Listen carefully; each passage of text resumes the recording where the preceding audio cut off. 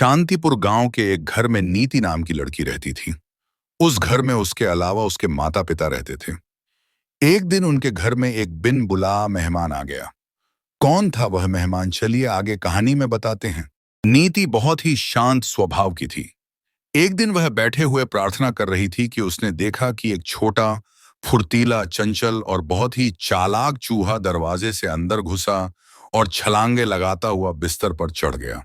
नीति बिस्तर से उठकर ऐसे खड़ी हुई जैसे कि उसे करंट लगा हो और डरकर चिल्लाने लगी। मम्मी मम्मी जल्दी आओ, यहाँ देखो एक चूहा आ गया है। क्या बात है नीति, क्यों इतना चिल्ला रही है? कहाँ है चूहा? मुझे तो कुछ दिखाई नहीं दे रहा।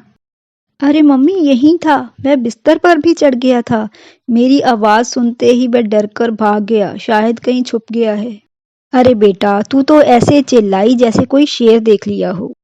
मम्मी आपको तो पता है ना मुझे चूहों से कितना डर लगता है। चल कोई बात नहीं, वह अपने आप चला जाएगा, तू चलकर अपना नाश्ता कर ले। उसी दिन दोपहर को नीति की मम्मी रसोई में खाना बना रही थी। उसने चीज निकालकर बाहर रखा और काटने के लिए छुरी उठाने गई। चीज देखकर चूहे से रहा नहीं गया। वे झट से मेज पर चढ़ा और उसे खाने लगा। तभी उधर से नीति आ गई। वह चूहे को देखकर चिल्लाई, मम्मी देखो तो वो चूहा चीज खा रहा है।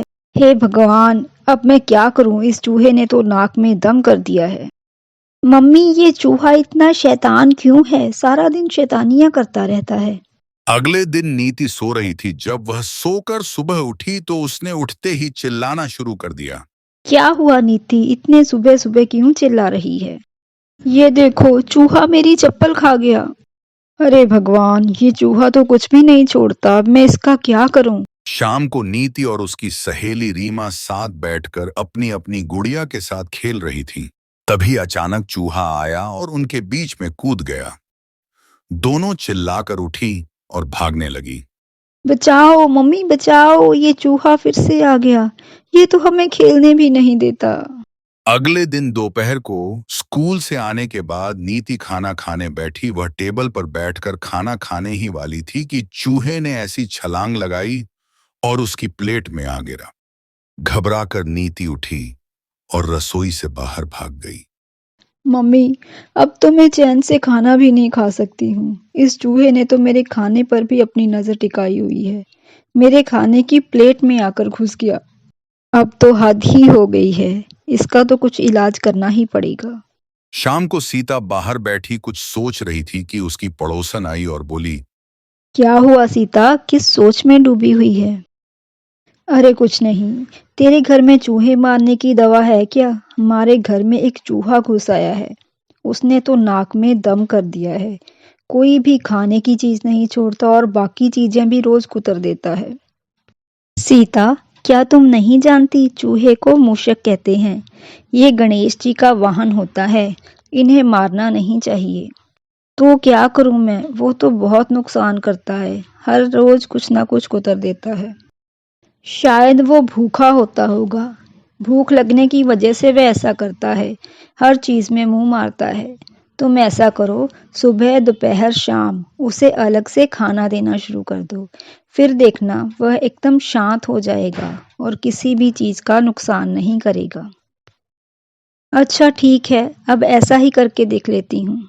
फिर सीता ने सुबह दोपहर शाम चूहे के लिए अलग से खाना रखना शुरू कर दिया। चूहा आराम से खाता और उसने घर में सभी शैतानियां करनी भी बंद कर दी। अरे मम्मी, हमें तो पहले समझ में नहीं आया कि ये भूख के कारण ऐसा करता है। नहीं तो हम इसे पहले से ही रोज खाना देना शुरू कर देते। मम्मी अब तो इसे देखकर गुस्सा भी नहीं आता। कितना अच्छा लगता है पूरा दिन उछल कूद करता हुआ। हाँ ठीक कहती हो नीति, शांति से घर में रहे तो हमें भी कोई प्रॉब्लम नहीं है। ये तो अब हमारे साथ रह के हमारे घर का एक मेंबर सा ही बन गया है। हाँ मम्मी, मैंने इसका नाम भी रख दिया है, नटखट चूहा। इतना कहकर दोनों हंसने लगी। शिक्षा किसी भी बेजुबान पशु पक्षी या जानवर को मारना नहीं चाहिए, बल्कि उन्हें खाना देकर उनकी भूख शांत करनी चाहिए और उनकी मदद करनी चाहिए। कहानी अच्छी लगी तो लाइक शेयर करके एक प्यारा सा कमेंट जरूर करें और चैनल को सब्सक्राइब करना ना भूलें। Thank you.